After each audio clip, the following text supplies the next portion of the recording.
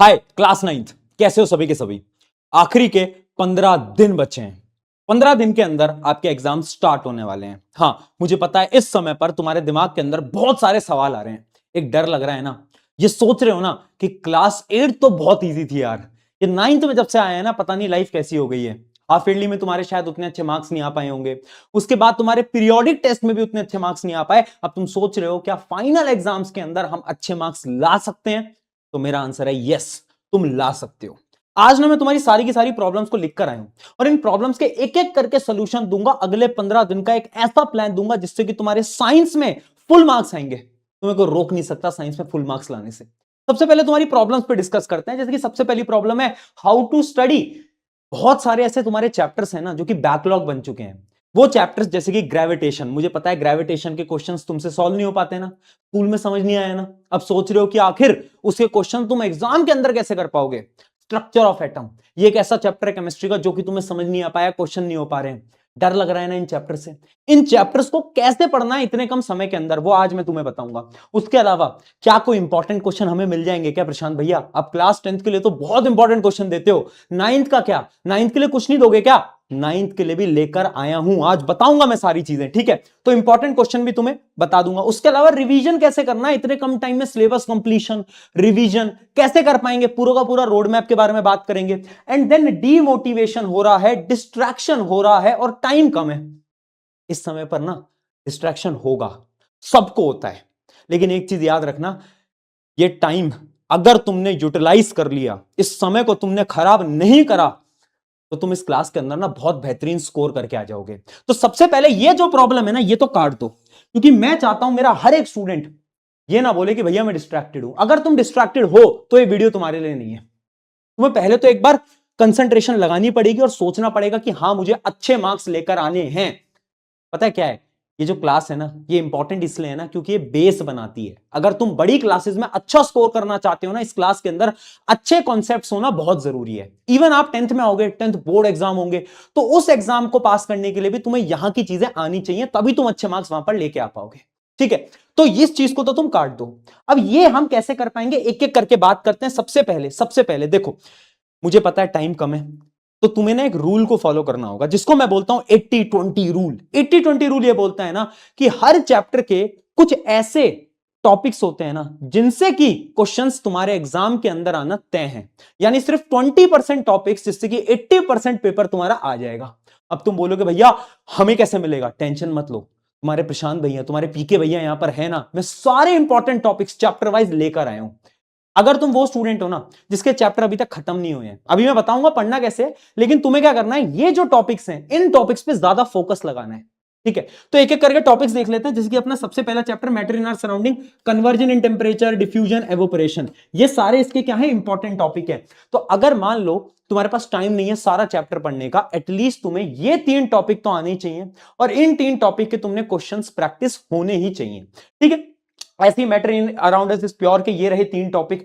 Atom in molecule जो कि बच्चों को बहुत मुश्किल लगता है, उसके 3 इंपॉर्टेंट टॉपिक मैंने लिख रखे हैं। जैसे फॉर्मूला मेकिंग, फॉर्मूला मेकिंग पे एक क्वेश्चन तुम्हारे पेपर के अंदर फंसना ही फंसना है। उसके अलावा molecular mass, laws of chemical reaction, जो 2 लॉ थे उन पे आने वाले हैं क्वेश्चन। स्ट्रक्चर ऑफ एटम में isotope, isobar, valency, electronic configuration, average atomic mass, ये सब हो गए इंपॉर्टेंट टॉपिक जिनसे कि पेपर आ जाता है। ठीक है, फंडामेंटल यूनिट ऑफ लाइफ की बात करूं, ये तुमने बहुत ढंग से पढ़ा होगा क्योंकि स्टार्टिंग में तुमने पढ़ा था, राइट? तो lysosome, vacuole, endoplasmic reticulum, osmosis, very important, question paper के अंदर दिख सकता है। और तुम मुझे कमेंट करके बताना क्या तुम्हें हाफ ईयरली एग्जाम के अंदर ये टॉपिक से सवाल दिखे थे या नहीं दिखे थे। यस और नो में कमेंट करके मुझे जरूर बताना। ठीक है, टिश्यूज आप देख सकते हो, muscular tissue, simple permanent tissue, meristematic, xylem, phloem, ये सब क्वेश्चंस, ये सब टॉपिक्स आपको पढ़ने ही पढ़ने हैं। ठीक है, अगर तुम वो स्टूडेंट हो ना जिसने पूरा चैप्टर पढ़ रखा है, तुम्हें क्या करना है, इन टॉपिक्स के क्वेश्चन ज्यादा प्रैक्टिस करने हैं, राइट? ये मोशन के रहे कुछ 2 टॉपिक्स, मोशन में मैंने लिख रखा है न्यूमेरिकल पूछे जाएंगे, बार बार पूछे जाएंगे, तो इनकी प्रैक्टिस करनी पड़ेगी। अगर मैं force and law of motion की बात करूं तो जो सेकंड लॉ होता है F = ma, उसमें से क्वेश्चन आने वाला है, न्यूमेरिकल आने वाला है। And then law of conservation of momentum, application of the laws, जो थर्ड लॉ होता है उसके एप्लीकेशंस पे एक क्वेश्चन आपको 2 या 3 नंबर में दिख जाएगा, राइट। ग्रेविटेशन सबसे मुश्किल चैप्टर जो कि बच्चों को समझ नहीं आ पाता, देखो मैंने डायरेक्टली लिख दिया है, मास और वेट का एक न्यूमेरिकल आने वाला है और इनका डिफरेंस भी तुम्हें पता होना चाहिए। उसके अलावा फ्री फॉल पे न्यूमेरिकल आने वाला है, इवन जो छोटे वाले जी की डेरिवेशन होती है उस पे भी न्यूमेरिकल आने वाला है, एंड आर्किमिडीज प्रिंसिपल पे भी कुछ थ्योरेटिकल क्वेश्चन आपको दिख सकते हैं, राइट। वर्क पावर एनर्जी के ये रहे कुछ इंपॉर्टेंट टॉपिक्स। देन साउंड की बात करते हैं तो साउंड के ये रहे कुछ important topic. And finally improvement in food resource, ये थोड़ा सा थ्योरेटिकल चैप्टर है तो मुझे पता है बहुत लेंदी है, अभी मैं बताऊंगा ये पढ़ना कैसे है, लेकिन ये रहे इसके कुछ 3 इंपॉर्टेंट टॉपिक, ठीक है। चलो अब ये तो समझ में आ गया कि भैया ये सारे इंपॉर्टेंट टॉपिक है, अब ये बताओ कि हमें पढ़ना कैसे है, आखिर हम कैसे इतने कम टाइम के अंदर ये सब कुछ पढ़ पाएंगे। एक सिंपल सा रोड मैप बता रहा हूं, सब कुछ तेरे लिए लेकर आया हूं। देख, पहली चीज तुझे क्या करना है, वन शॉट उठा लेने हैं, है ना। मैंने हर चैप्टर के साइंस के वन शॉट बना रखे हैं, EXP अब 9th अपना चैनल है, या फिर तुम क्लास 9 का कोई भी टॉपिक यूट्यूब पे डालोगे ना, सबसे ऊपर अपना ही लेक्चर आएगा, ठीक है। क्योंकि बच्चे पढ़ते हैं, बहुत बच्चे पढ़ते हैं, तो तुम देखोगे तुम्हें सब कुछ क्लियर हो जाएगा। चाहे तुम्हें फंडामेंटल यूनिट ऑफ लाइफ पढ़ना है, चाहे तुम्हें साउंड पढ़ना है, सब कुछ डिटेल में पढ़ा रखा है विद क्वेश्चन। 1.5 घंटे के लेक्चर आपको मिलने वाले हैं, आपको वो पढ़ लेना है। बाई चांस तुम कहते हो कि भैया नहीं यार लेक्चर नहीं, हमें तो नोट्स चाहिए, तो देखो या तो तुम किसी अपने फ्रेंड के नोट्स ले लो, या फिर नोट्स भी तुम्हें मैंने दे रखे हैं, अगर तुम्हारे पास नहीं है तो मैं डिस्क्रिप्शन में लिंक डाल दूंगा, नोट्स भी मैं दिखा देता हूं। एक बहुत शानदार नोट्स मैंने आपके लिए ऑलरेडी बनवा रखे हैं, बहुत छोटी छोटी तरीके से मैंने सब कुछ लिख रखा है, और आपको एक चैप्टर 5 से 7 पेज के अंदर खत्म मैंने करके दे रखा है, ठीक है। तो डिटेल के अंदर मैंने ऐसे पूरे के पूरे आपको नोट्स बना रखे हैं, जिससे कि आपकी मदद हो जाएगी। फिजिक्स, केमिस्ट्री, बायोलॉजी तीनों के। तेरे प्रशांत भाई तेरे साथ खड़े हैं, 9th में तो हूं ही तेरे साथ, इवन जब तू 10th में आएगा ना, जब तुम 10th में आओगे, 10th में भी तुम्हारे साथ खड़े रहेगी, पूरी नेक्स्ट टॉपर की टीम तुम्हारे साथ रहेगी। क्यों? क्योंकि 10th में तो तुम्हें पता ही है, पढ़ना तो यहीं से ही है, ठीक है। लेजेंडरी बैच भी आएगा, आरएम बैच, तो 9th में तो है, 10th में भी रहेंगे, राइट। तो ये पूरा का पूरा हमने सारी चीजें बना रखी है। तो पहले तुम्हें वन शॉट या नोट्स जो तुम्हें अच्छा लग रहा है वो तुम आराम से पढ़ सकते हो। फिर तुम्हें क्या करना है, फिर तुम्हें एनसीईआरटी के एक्सरसाइज, तुमने देखा होगा एनसीईआरटी के लास्ट में, साइंस की किताब के लास्ट में, हर चैप्टर के लास्ट में कुछ क्वेश्चन होते हैं, वो प्रैक्टिस करो।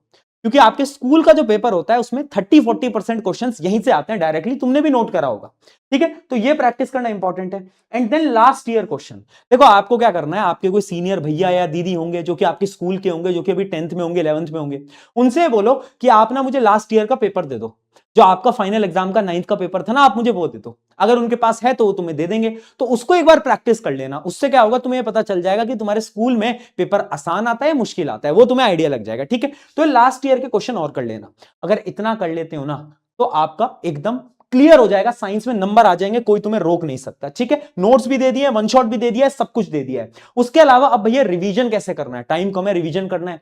रिवीजन के लिए भी rapid revision for class 9th पूरा का पूरा मैंने बना रखा है, ठीक है। 1-2 चैप्टर अभी उसमें बचे हैं, वो भी आपको जल्दी मिल जाएंगे, राइट। EXP अब 9-10 पे रैपिड रिवीजन तुम सर्च करोगे तो आपको पूरा का पूरा मिल जाएगा। तो रिवीजन का भी तुम्हारा पूरा का पूरा कर रखा है। लेकिन बहुत सारे बच्चे बोल रहे थे कि भैया ऐसा करो ना कि लास्ट में मैराथन ले आओ, जैसे कि आप 10th के लिए मैराथन लाते हो ना, एक केमिस्ट्री की मैराथन, एक फिजिक्स की मैराथन, एक बायोलॉजी की मैराथन, जिसके अंदर 3 घंटे के अंदर फिजिक्स खत्म करेंगे, 3 घंटे के अंदर बायो, 3 घंटे के अंदर केमिस्ट्री। तो अगर तुम्हें ये मैराथन चाहिए तो कमेंट में मुझे जरूर बताना। अगर तुम बोलोगे तो मैं तुम्हारे लिए साइंस की मैराथन भी लेकर आ जाऊंगा यार, तुम्हें टेंशन नहीं लेनी है, ठीक है। साइंस की मैराथन लेकर आएंगे जिससे कि तुम्हारा पूरा रिवीजन हो जाएगा। 3 घंटे के अंदर पूरी फिजिक्स, पूरी केमिस्ट्री, पूरी बायोलॉजी, 3-3 घंटे के अंदर, 3 दिन के अंदर पूरी साइंस खत्म, अगर तुम बोलोगे तो, ठीक है। तो मुझे बताना कमेंट में अगर तुम्हें चीज चाहिए तो, और अगर नहीं चाहिए तो रैपिड रिवीजन तो है, उससे पढ़ लेना, ठीक है। इतनी चीज क्लियर है। अब फाइनली आते हैं कुछ फाइनल टिप्स के ऊपर। फाइनल टिप्स क्या है? पहली बात, solve more question, please questions की प्रैक्टिस करो, है ना। थ्योरी से ज्यादा सवाल लगाओ, स्पेशली फिजिक्स के अंदर, केमिस्ट्री के अंदर बहुत क्वेश्चन आने वाले हैं। देखो 9th क्लास के अंदर फिजिक्स का वेटेज ज्यादा होता है, चैप्टर ज्यादा होते हैं, तो प्लीज तुम फिजिक्स पे फोकस करो और न्यूमेरिकल्स पे फोकस करो।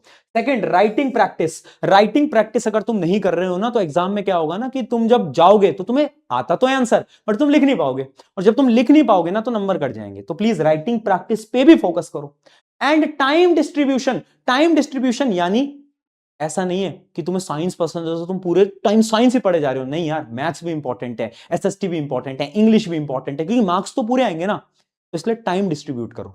और एक लास्ट टिप, प्रशांत भैया होने के नाते तुम्हें दे रहा हूं।